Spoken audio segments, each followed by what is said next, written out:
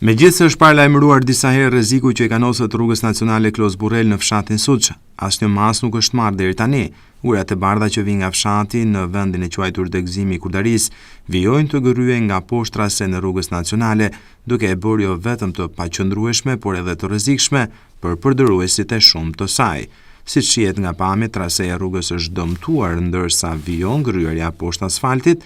Këmbët e barierave metalike anësore mbeten në ajër, duke mos pasur as pak siguri për automjetet, të cilat mund të mbështeten në to.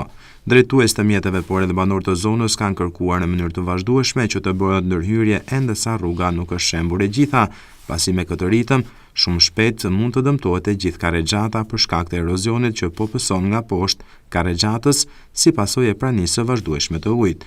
Më problem situata është për automjetet që udhëtojnë nga Burreli në drejtim të Klosit, pasi në dukje nga lart nuk dallohet problemi që ka poshtë asfalti, ndërsa automjetet që mund t'i afrohen barrierave metalike mund të përfundojnë në lumin mat. Deri tani jo vetëm që nuk ka një ndërhyrje nga autoritetet përgjegjëse, por as sinjalistikë informuese për drejtuesit e mjeteve që të mos i afrohen anës së poshtme të rrugës.